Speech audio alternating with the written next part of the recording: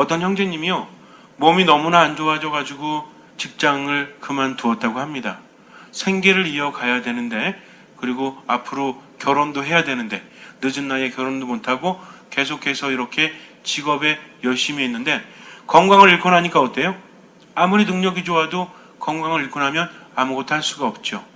그래서 그동안 인생 설계를 해놨는데 아무것도 할 수 없으니 하루하루가 너무너무 힘듭니다.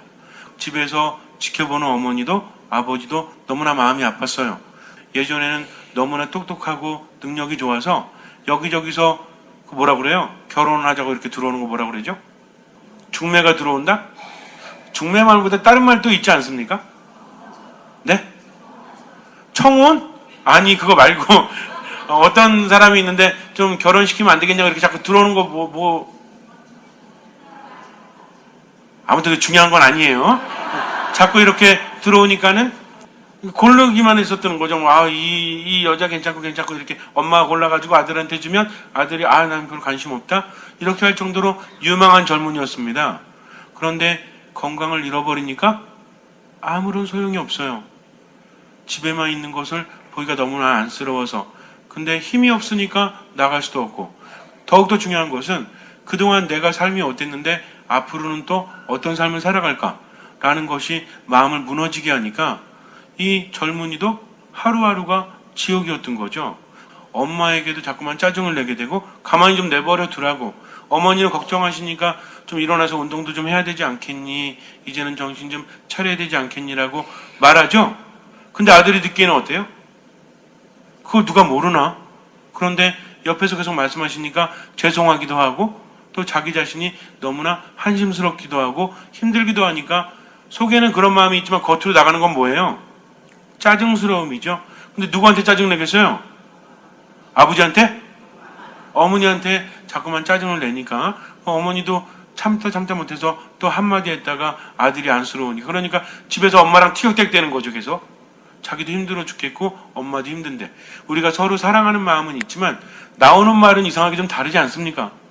그래서 사랑을 할 줄도 알아야 되지만 사랑을 받을 줄도 알아야 돼요. 가족 중에 누가 나한테 사랑하는 표현을 하면 받아들일 수도 있어야죠. 근데 우리는 이런 거 잘 못 받아들이잖아요. 걱정해가지고 걱정해지면 걱정 좀 하지 말라고 하면서 오히려 그렇게 말하니까 서로 상처를 주기도 하지 않습니까? 근데 그렇게 몇 달을 그냥 누워만 있다가 병원에 왔다 갔다 하면서 특별한 병명도 없는데 너무나 몸이 힘든 거예요. 그냥 집에만 있기도 힘들고 점점 기력은 떨어지고, 그래가지고 안 되겠다, 좀 일어나가지고 좀 돌아다녀야 되겠다. 계속 방에서만 누워있으니 힘들잖아요. 그래가지고 딱 나와가지고 여기저기 이제 돌아다니기 시작을 합니다.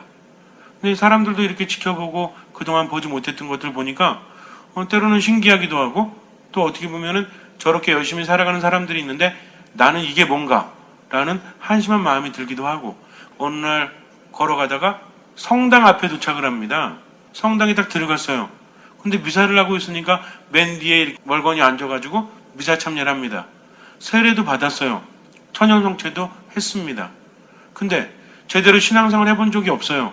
그냥 어렸을 때 엄마 손에 이끌려서 성당에 갔던 거죠. 요즘에는 엄마가 냉담을 해가지고 자기가 성당에 와도 엄마가 없잖아요. 그러니까 그냥 편안하게 뒤에 이렇게 앉아서 미사 참여를 하는데 왠지 마음이 편안해집니다. 그 다음부터도 미사 시간 딱 관찰해가지고 자기가 나오는 시간을, 그러니까 몸에 기력이 없으니까 자주 밖에 나올 수가 없죠. 그러니까 자기도 모르게 미사 시간에 맞춰가지고 나오게 되는 거예요. 산책 삼아서 한 20분 걷다가 성당에 와서 미사 참여하고 또 집으로 돌아가고 몇 달 동안 그렇게 합니다. 사람들 딱 보니까 웬 청년이, 멀쩡하게 생긴 청년이 미사를 계속 나오니까 저녁 미사 때는 그런가 보다라고 했는데 10시 미사도 나오니까 어때요? 저 젊은이는 보아하니까 한참 일할 때 같은데 뭐하는 젊은이가 관심을 갖게 되죠. 와서 이제 뭐 커피도 한 잔 주고 말도 붙이고 막 그럽니다. 그러니까 그냥 뭐 이렇게 감사하는 마음을 받아 먹기도 하고 이렇게 했죠. 성당에 있다 보니까 기분이 좋아집니다. 마음이 편안해져요. 자꾸 말씀에 귀를 기울이게 됐다는 거죠. 그러면서 이미 다 알고 있었던 사실들, 또 평상시에 생각했던 모든 것들을 말씀으로 들으니까 새롭게 다가옵니다. 몰랐던 게 아니라는 거죠. 이미 알고 있음에도 불구하고 그동안은 느끼지 못했는데, 그래서 그동안은 머리로 알았지만 이제는 가슴으로 하나하나 받아들이게 돼요. 사랑이 무엇인지, 주님이 어떤 분인지, 그분이 우리를 얼마나 사랑하셨는지를 삶으로 느끼게 됩니다. 그리고 가슴속에서 뭔가 뜨거운 감동을 느끼게 돼요. 그러다 보니까 혼자 울기도 하고 혼자 웃기도 하고 이렇게 하면서 성당에 앉아있는 시간이 너무너무나 행복합니다.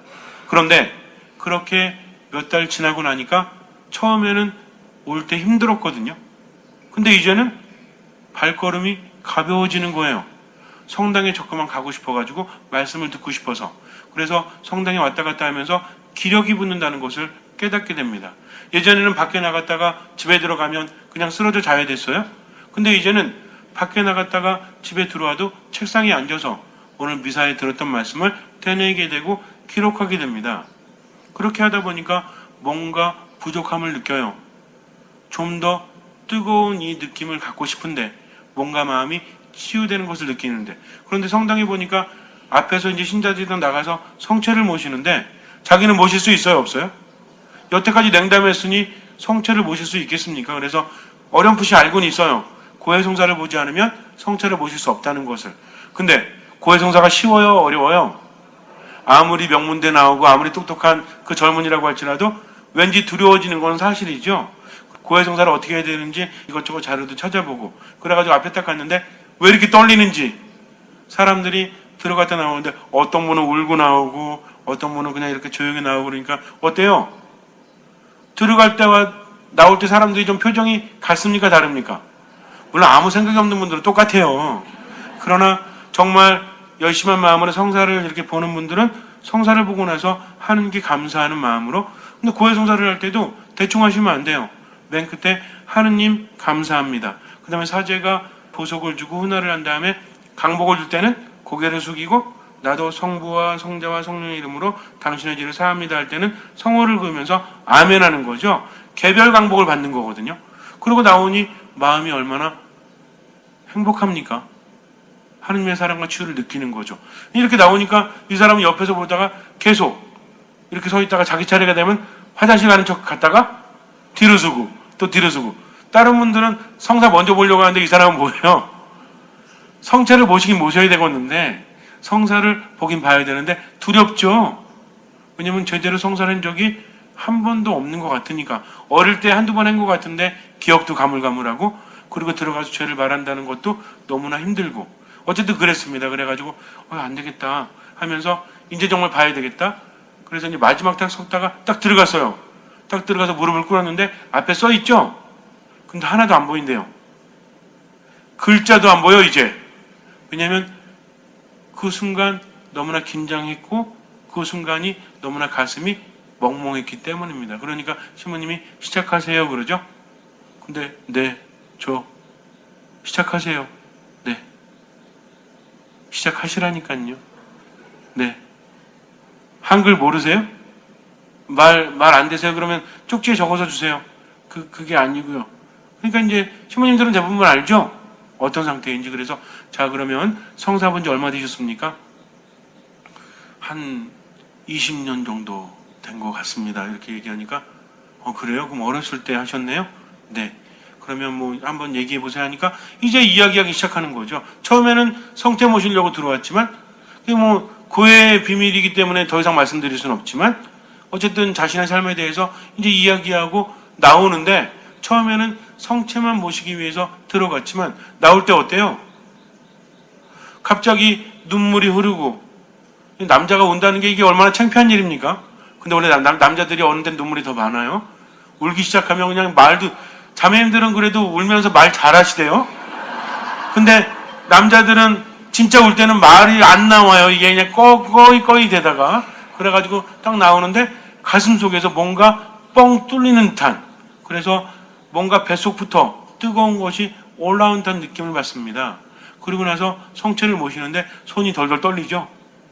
어렸을 때 해봤지만 이제 내가 주님의 몸을 받아 모시니까. 그래서 성체를 모시고 나서 눈물이 하염없이 흐르는 거예요. 맨 뒤에 앉아가지고 계속 울고 있었어요. 미사가 끝날 때까지 흐르는 눈물을 막을 수가 없어요.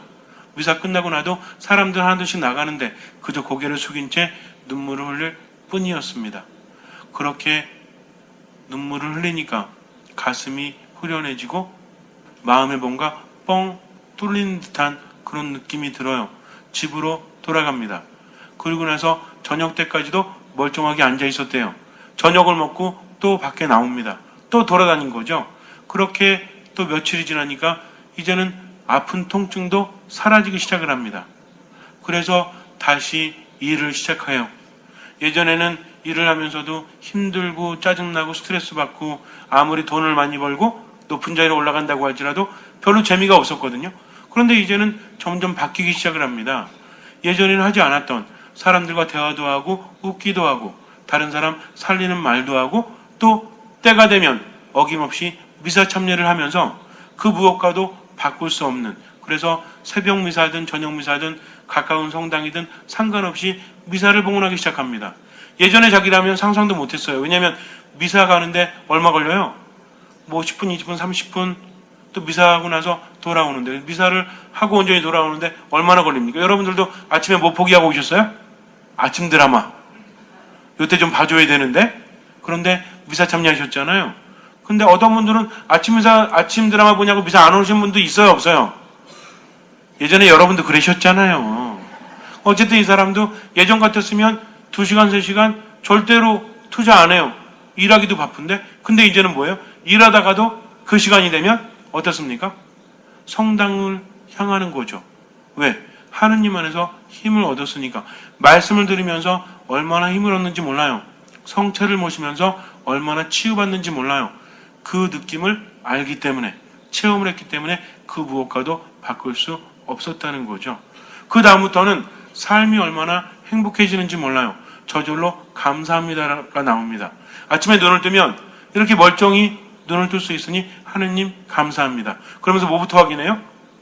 머리맡에 있었던 매일미사를 꺼내놓고 오늘의 말씀은 무엇인지, 그래서 독서를 읽고 복음을 읽으면서 정말 기가 막힌 체험을 합니다. 그러면서 오늘은 또 어떤 말씀을 들려주실까 하면서 기대하는 거죠. 그렇게 출근했다가 시간이 되면 또 야근해야 될 때는 어때요? 성당에 갔다 와서 더 늦더라도 그렇게 했다는 겁니다. 미사 시간만 되면 모든 게 멈춰요. 그리고 성당으로 향합니다. 몸도 마음도. 그렇게 하면서 하느님을 체험하니 얼마나 행복해요. 늘 미사를 향해서 살고 있다고 합니다. 너무나 신기하죠? 그러나 신기한 일이 아니에요. 예수님께서 부활하신 다음에 제자들에게 나타나시고 막달라 여자 마리에게 나타나셨지만 많은 사람들이 그것을 믿지 못합니다.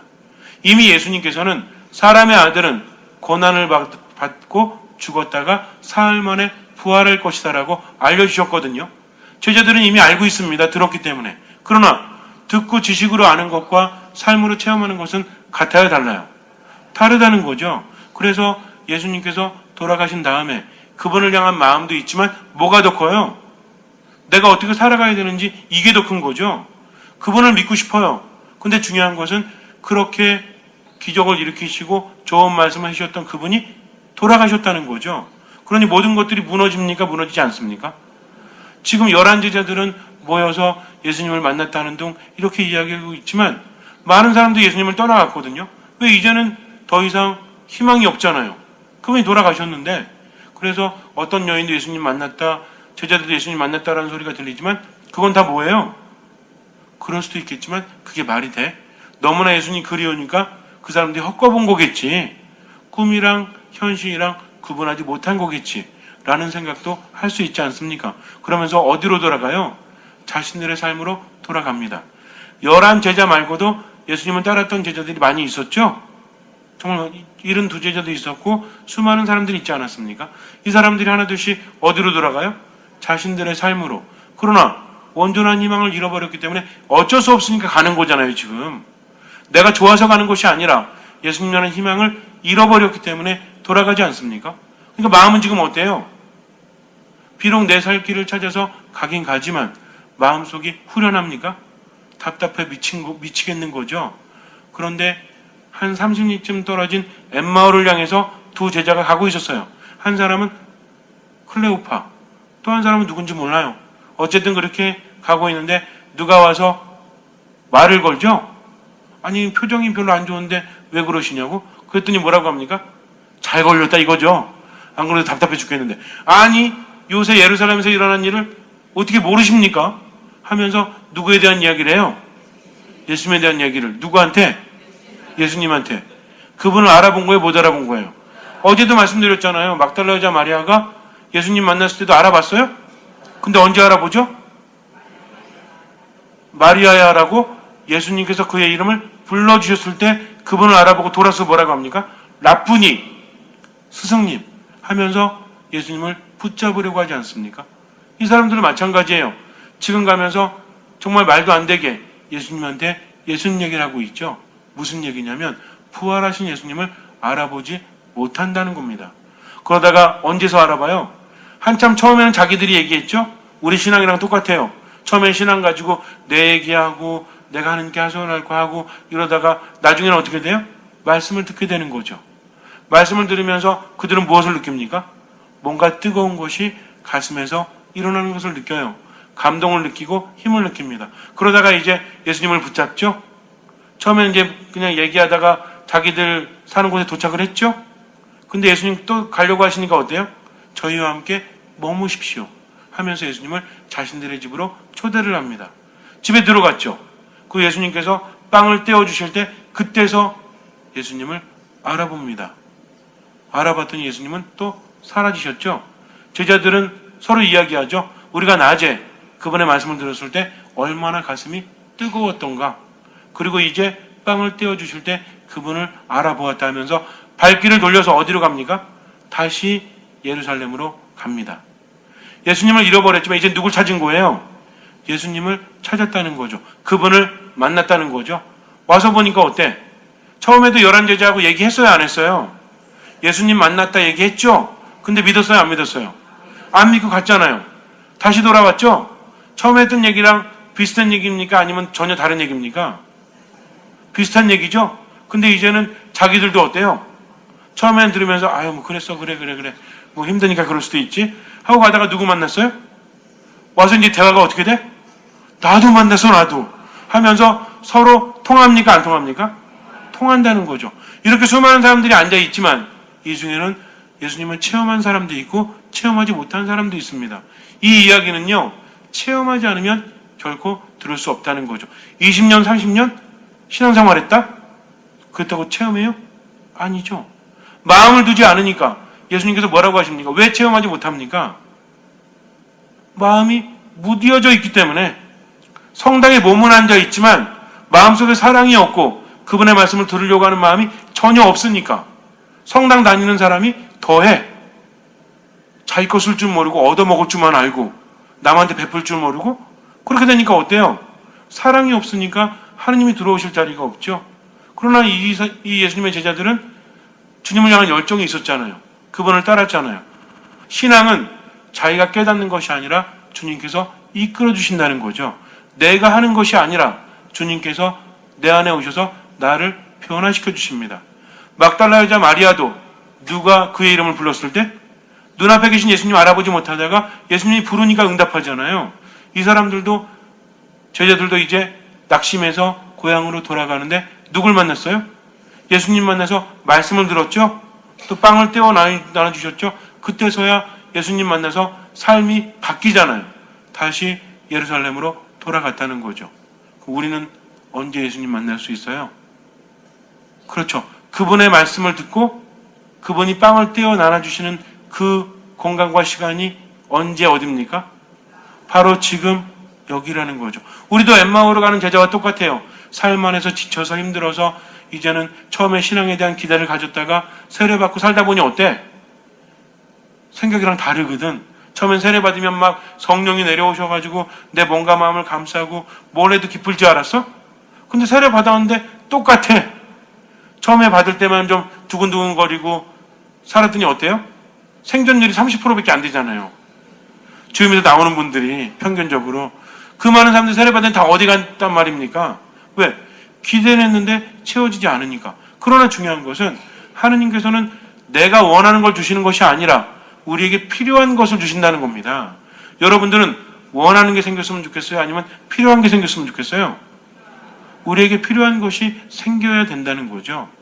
그렇게 주님께서 우리를 사랑하시니까. 근데 문제는 뭐냐면 원하는 게 이루어지지 않으니까 하느님 옆에 머물지 못합니다. 그분을 알아보지 못하는 거죠. 그럼 하느님이든 부처님이든 뭐든 상관 있어요? 내 소원만 이루어주면 되지? 이런 마음을 갖고 있으니까 참된 신앙이라고 말할 수 없죠. 그분을 만나서 그분을 체험해서 그분의 말씀을 듣고 그 말씀에 대해서 힘을 내고 성체를 모심으로 인해서 내가 치유받고 살아갈 수 있는 것이 진짜 신앙인데, 그러다 보니까 처음에는 머물다가 나중에는 하느님을 떠나게 되잖아요. 그러다가 어느 날 갑자기 미사 참여하면서 뭘 느껴요? 뜨거움을 느낍니다. 그래, 이거였구나. 한 대 미사가 매일매일 우리에게 다가오지만 사실은 십자가상에서 우리를 위해서 모든 것을 내어주신 예수님의 은총이 미사를 통해서 우리에게 전해진다는 거죠. 이거 깨달으면 뭔지 아세요? 어떤 분은 그래요. 시모님, 미사가 1년에 364일 내지는 5일 있는데, 성금을 빼면, 언제든 미사를 참여할 수 있는 거 아닙니까? 매일 있잖아요.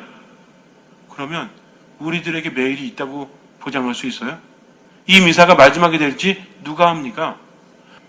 엠마오로 갔던 제자가 예수님 만나서 다시 돌아오듯이 우린 미사를 통해서 치유받습니다. 미사를 통해서 힘을 얻는다는 거죠. 믿으십니까? 그러면 미사 안에 온전히 머무십시오. 어떻게 해야 돼요? 들어야 되죠. 그 다음에 어떻게 해야 돼요? 주님을 모셔야 되죠. 그럴 때 우리는 누굴 알아보게 돼요? 주님을 알아보게 됩니다. 성당 대충 다니지 마시고요. 말씀을 들으십시오. 듣고 기도하십시오. 그리고 실천하십시오. 잠시 눈을 감으세요. 힘드십니까? 어쩌면 삶에 지쳐가지고 너무 힘들죠? 딴 데 가지 마세요. 그분의 말씀을 들으십시오. 성체를 이용하십시오. 미사 안에 온전히 머무십시오. 때로는 기분이 안 좋고 몸에 기력이 없어도 그래도 머무십시오. 그러면 어느 순간에 그분을 체험하게 됩니다. 주님께서 나에게 오셔서 가르쳐 주시기 때문이죠. 내가 한다고 되는 것이 아닙니다. 그분이 말씀을 들려주시고 빵을 떼어주실 때 그분을 알아봤던 것처럼, 그분이 말의 이름을 불렀을 때 주님을 알아봤던 것처럼 주님께서 이끌어 주셔야만 내가 그분을 체험할 수 있습니다. 그러니 믿고 머무십시오. 주님께서는 그 믿음을 보시고 우리 삶에 놀라운 기적을 일으켜 주실 것입니다. 아멘.